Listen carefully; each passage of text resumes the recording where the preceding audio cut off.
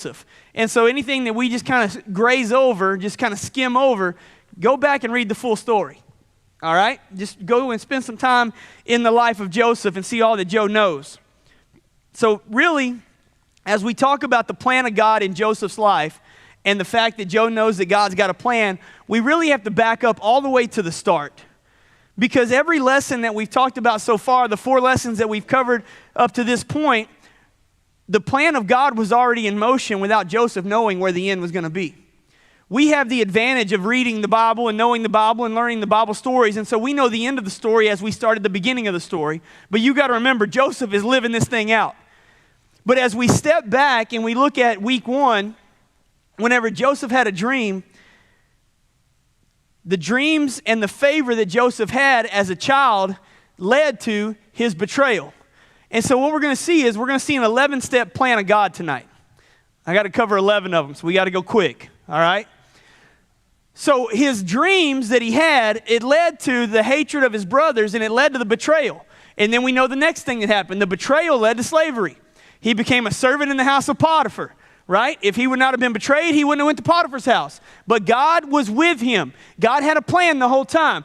The slavery, right, him being sold into slavery led to Potiphar's. Potiphar's led to temptation.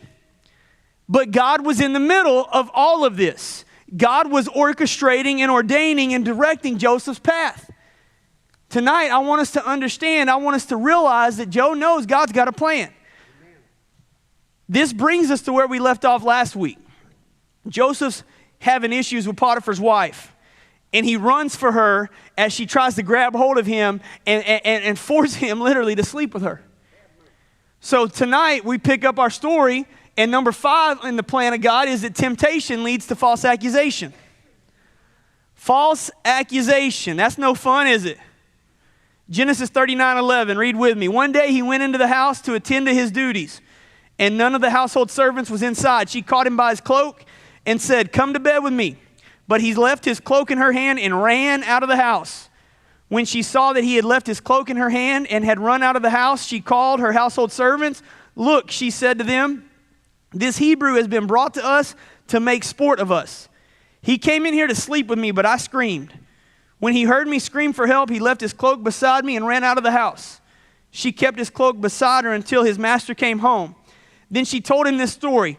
"That Hebrew slave you brought us came to me to make sport of me. But as soon as I screamed for help, he left his cloak beside me and ran out of the house." When his master heard the story, his wife told him, saying, "This is how your slave treated me." He burned with anger. Nowadays, we'd say he was hot mad.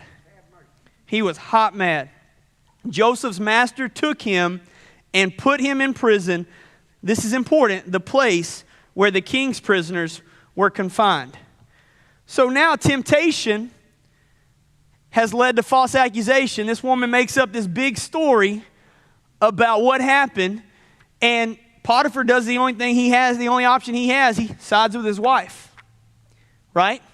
And now the temptation has gone to false accusation, and we know what happens next. Step 6 is false accusation leads to prison. It leads to prison, but did you notice right there in that verse, it says that Joseph's master took him and put him where? In the place where the king's prisoners were confined.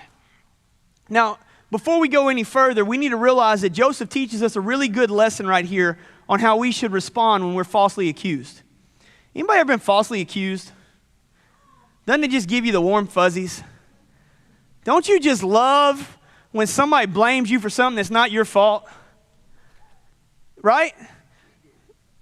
Right? Don't we just respond well when somebody calls us a liar? Right? When somebody calls us a thief and we've been honest. I mean, if I did it, yes, I did it. But if I didn't do it, now y'all know me. I grew up here. I've been in trouble most of my life. And I deserved it. But there were some times it wasn't quite my fault.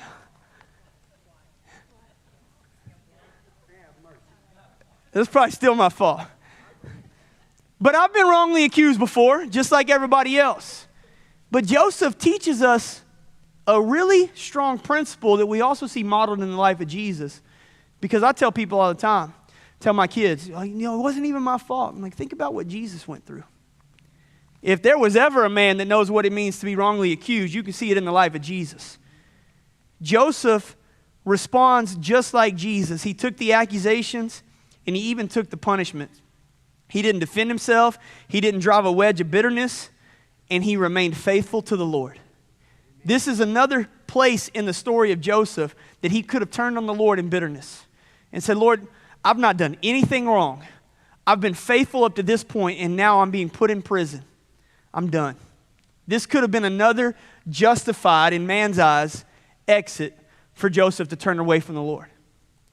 But Joseph remains faithful. He doesn't even defend himself, and he takes the punishment.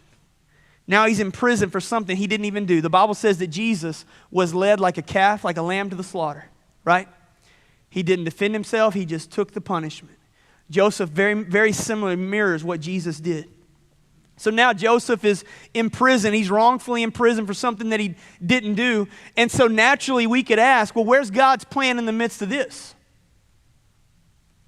Now he's in prison. Where are you at in this, God? He was serving you faithfully. He got tempted and he didn't give in. And this is his reward for his integrity? This is how you're going to bless him? Come on, we're so jacked up in our theology in the Western church that I do right and God blesses me. Sometimes it doesn't go right like that. Sometimes we walk through a dark season because it makes us stronger when we come out the other side. The only way to make steel harder is to get it hotter and hotter and hotter. And the fire is where the hardening of our faith happens. That's not the message, but y'all going to get me on my soapbox. Here's the deal. We can see the plan of God working in the midst of this wrong imprisonment. Do you know what the penalty in this day and age was for adultery? Execution. Death penalty. So if Joseph was seen as guilty by Potiphar, the natural thing to do would have been to take him out and stone him and kill him right there. And so the prison is not where he would want to be, but it's far better than execution. And so we see the mercy of God already working in the fact that he's still alive, that his life was spared and that he was in prison instead of executed. And it was merciful of Potiphar to do that. But second, we notice where he was imprisoned. The Bible tells us specifically that he was taken to the place where the king's prisoners were confined. Now we know that Potiphar was an officer of Pharaoh, so he had the hookup, so he could have put him in there, had the inside route. But of all the places that Joseph could have ended up in prison, it just happens to be the one that Pharaoh uses for his prisoners. And if you've heard the story of Joseph, you know where we're headed. Number 7, step 7 in the story, where he did. Twice in these verses, we're reminding that the Lord was with Joseph.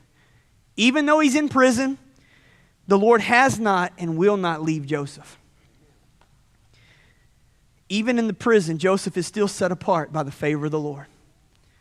Just like in Potiphar's house, the Lord was with him, and Potiphar didn't have to decide on